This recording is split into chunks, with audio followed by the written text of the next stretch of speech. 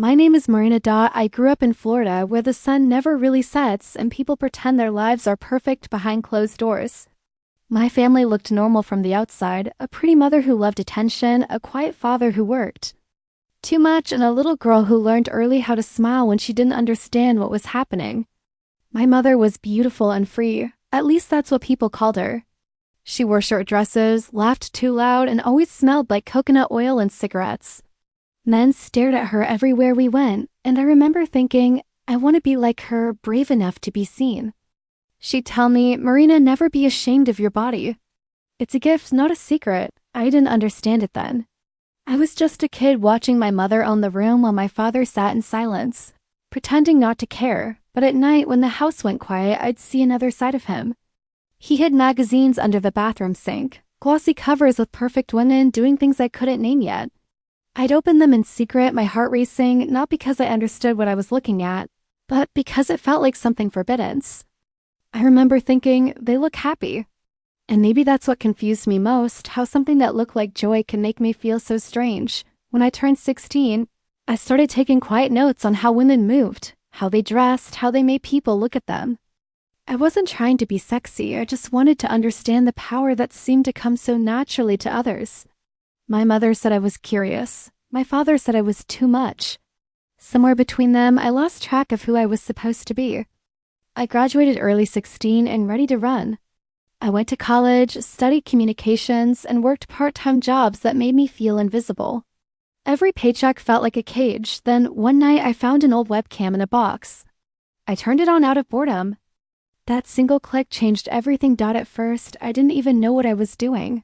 I just talked. I laughed. I told stories to strangers who somehow made me feel less alone. Then someone sent me a message. You're beautiful when you talk like that. And for the first time, I felt seen, not by my family, not by the world, but by myself. A week later, I opened an account on a campsite. I wasn't naked at first.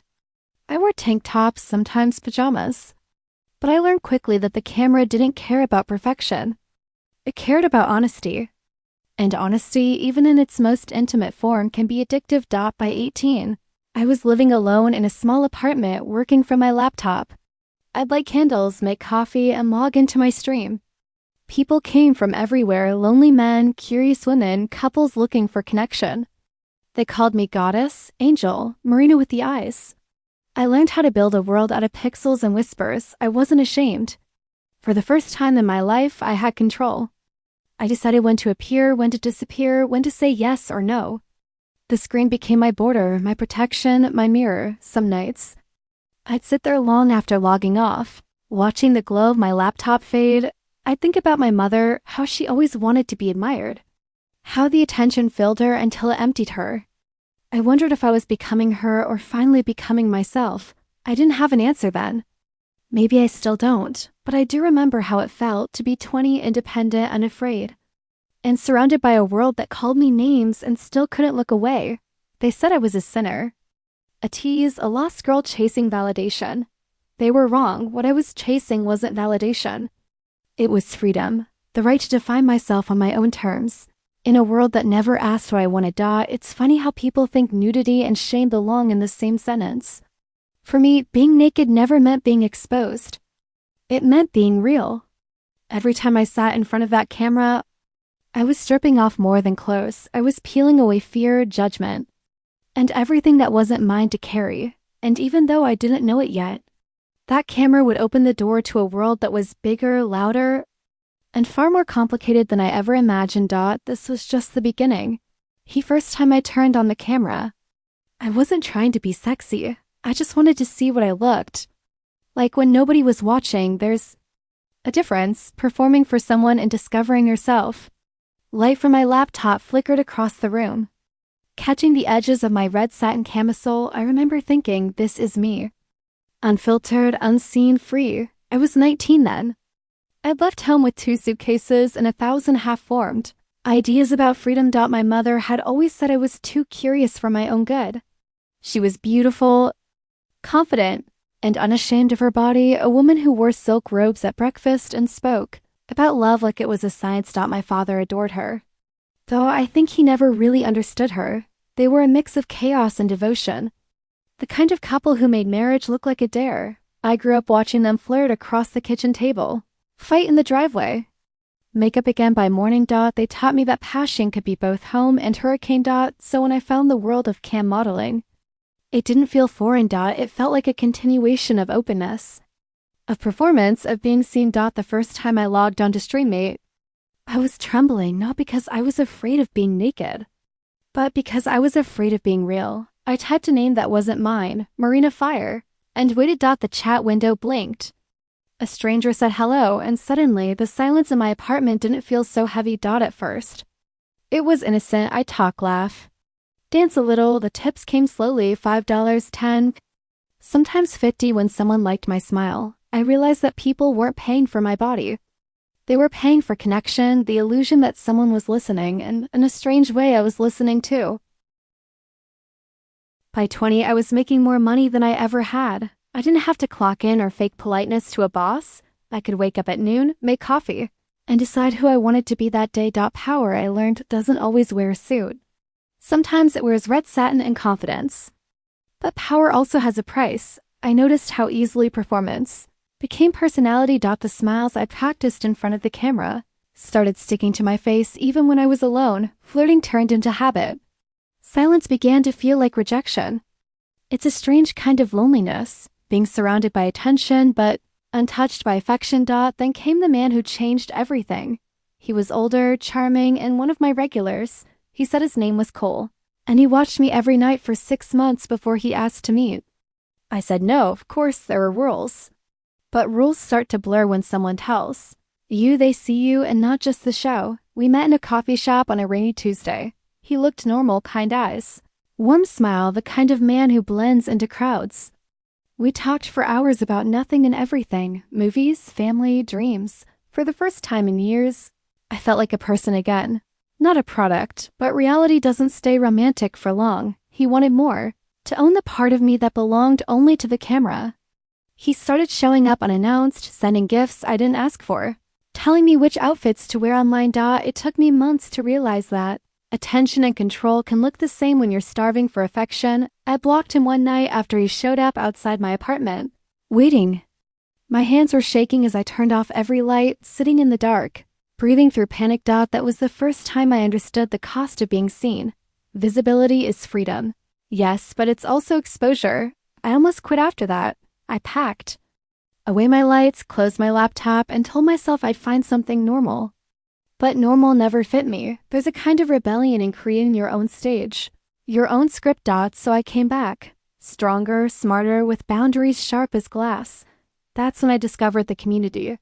The people who weren't ashamed of pleasure, who believed in honesty over hypocrisy. Swingers, nudists, open couples, they weren't hiding who they were. They were living without the weight of pretending. It was like finding a mirror. I didn't know I needed. At a private event one night, someone told me, "You have the kind of energy that makes people feel safe being wild." I laughed, but later I understood. Maybe that's what I've been searching for all along. Not fame, not validation, but freedom through connection. Sometimes late at night, I still turn on the camera and stare at the screen before going live.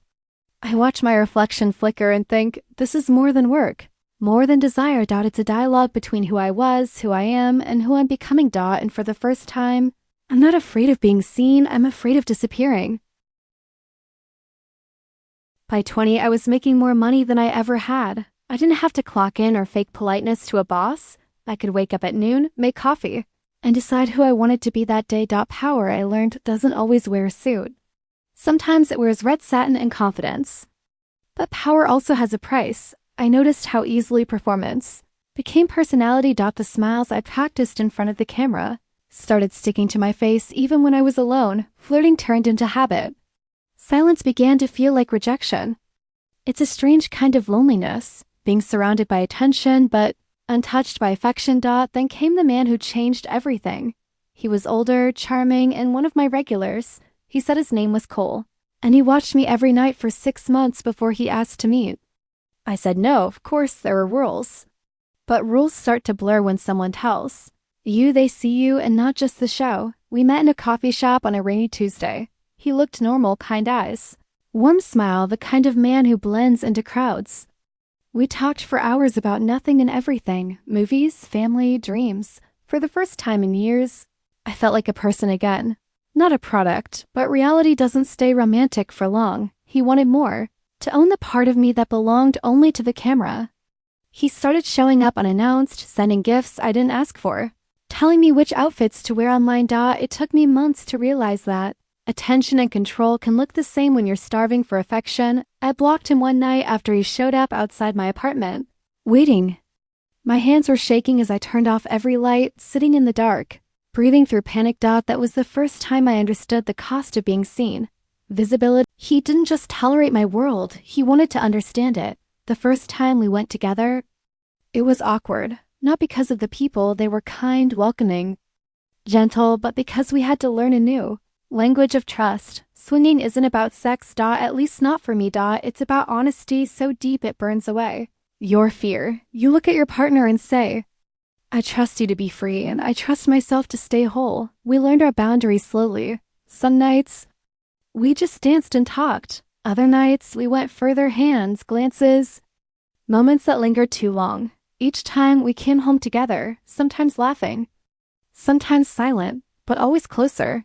People assume the lifestyle is reckless, but it's the opposite. It demands communication, awareness, and emotional intelligence most relationships never touch. You can't fake it. You can't lie. The truth finds you naked and trembling, and that truth that was addictive. Soon, we were regulars at the resorts. There were theme nights, white parties, karaoke nights, pool soirees. I'd host sometimes, dressed in silk, greeting everyone by name, making sure the nervous ones felt seen. I could spot them instantly, the women clutching towels to their chests, the men pretending to be casual. I'd walk over, smile, say something like, you don't have to do anything tonight. Just breathe. And they would. They always did, because I'd been that girl once, scared, curious, searching for permission to exist without apology. Helping others find that freedom made me feel useful in a way that no paycheck ever had. It felt sacred, in its own strange, beautiful way. But of course, not everyone understood. When my cousins came to visit from Georgia, I brought them to one of the resorts, not for the shock value, but because I wanted them to see the truth. It wasn't chaos. It was community. They were nervous at first, wide-eyed as we walked through the club area. People were laughing, dancing, flirting, but it wasn't vulgar. It was alive. By the end of the night, my cousins were smiling, drinking. People always ask me if I ever get tired of being watched. They don't understand. I'm not being watched. I'm being seen. There's a difference. Being watched is about power. Being seen is about truth. But sometimes the line between the two disappears, and I forget which side I'm standing on. When I first started doing cam work, I thought the camera gave me freedom, and in some ways, it did. It gave me control over the light, the angle, the story. I could be soft or wild, sweet or savage. I could rewrite myself every night, but what I didn't realize was that freedom, without grounding, can turn into another kind of cage. If you perform long enough, you start performing even when no one's watching. There were days when I'd turn off the camera, close the laptop, and stare at my reflection in the dark screen. No filters, no poses, just me, and I'd ask, who are you when the show ends? Some nights, I didn't have an answer. That's when the anxiety started. Little tremors that began as thoughts and ended as heartbeats. I'd wake up at 3 and convinced I'd forgotten how to be real. My husband would hold me, whispering that I didn't have to prove anything, but I couldn't explain to him that for me, visibility had become survival. If no one was watching, I didn't feel alive. It took me years to understand what that meant. I'd built a life on being desired, admired, talked about, but not known. Desire is easy. Knowing is terrifying. To be known means to be touched in places that no camera can reach. And that scared me more than anything. I started therapy again. At first, I told my therapist I was just a performer. She asked me, and who performs for you? The question hit harder than I expected. I realized I'd built an entire empire of attention, yet I'd forgotten how to receive love without earning it. Therapy didn't make the fear vanish. It made it visible. It showed me that the woman on screen, confident, untouchable, and control, was born from a girl who once felt powerless, and maybe that girl was still inside me, running the show. There was one night I'll never forget it when I went live and couldn't fake it anymore. The chat was full. People were waiting, tips were coming in, but something in me cracked. I started crying. Not a little ugly crying. Mascara down my cheeks, breath shaking, voice breaking. I told them I was tired, not of them, but of pretending I didn't need to be human. I thought everyone would leave, but they didn't. They stayed. One person typed, "We're still here, you don't have to perform." That moment changed everything. For the first time, I realized that vulnerability could be a kind of power too. That maybe the point wasn't to seduce strangers, it was to remind them, and myself, that we're all just trying to feel less alone. After that, my work shifted. I started creating spaces online where women could talk about body image, shame, pleasure, all the things we're told to hide. I stopped trying to be perfect. I stopped apologizing for the parts of me that didn't look like anyone else's fantasy. And surprisingly, my following grew. There's a moment in every story where the noise fades. When the lights go off, the music ends. And you realize you're still standing bare, steady. Alive, that's where I am now. Not at the peak of my career, not chasing the next thrill. Not proving anything. Just breathing. My mornings look different these days. I wake up early, before the sun, and make coffee the way my mother used to, strong. Slightly sweet. There's no rush, no countdown to the next stream or event. The camera still sits on my desk. But it's quiet now. Sometimes I turn it on just to talk, not to strangers, but to myself. A mirror, a witness, a reminder you made it. The apartment near the ocean has become my sanctuary. The walls are covered in art, photos, and notes from people I've met along the way. The ones who told me my words made them feel less alone. I used to think success meant visibility. Now, I know it means connection. I still host gatherings sometimes, smaller now. Softer. No flashing lights or champagne towers. Just people sitting in a circle telling the truth. One woman, a nurse in her 50s, once said, "You helped me stop apologizing for my body." A man added, "You helped me understand my wife." Moments like that are worth more than any paycheck or follower count. My husband still teases me that I can't go a week without organizing something. He's probably right, but we've grown together through it. We've learned that love isn't about possession. It's about presence. There's no jealousy anymore. No hiding. We've both made peace with the fact that desire doesn't threaten love. Dishonesty does. When you stop pretending, you stop fearing. Sometimes I scroll through old clips, my first dreams. The ones where I was so eager to please. I barely recognize her now. That girl in red satin with stars in her eyes. She thought power was being wanted. Now, I know power is being content. Aging in this world is a strange thing. There's a quiet panic that whispers, "You'll fade when the beauty fades." But what no one tells you is that when the spotlight moves on, something softer appears. Authenticity. The kind that can't be faked, filtered, or sold. It's not the kind of beauty that turns heads, but the kind that makes people stay. I get messages from young models sometimes, asking how to make it. I tell them, don't build your empire on attention. Build it on truth, because attention disappears. Truth. DOESN single quotes T. The people who stay with you through the unglamorous moments, those are your real audience. In therapy, I once said, "I'm scared of becoming invisible." My therapist smiled and said, "Maybe invisibility is just another word for peace." That sentence became a turning point. I stopped chasing the next version of myself and started living the one I already. There are still days when I miss the adrenaline, the thrill of logging in, of watching hearts flood the screen, but I don't mistake that rush for love anymore. Love is the quiet warmth of my husband's laugh. Love is dinner with friends who know every version of me. Love is the sound of my own breath. When the world finally shuts up, every so often, someone recognizes me in public. They'll stop, a little shy, and say, "You're Marina, right?" I used to brace for judgment, now I just smile. Yes, I'm her. But I'm also 1,000 other things.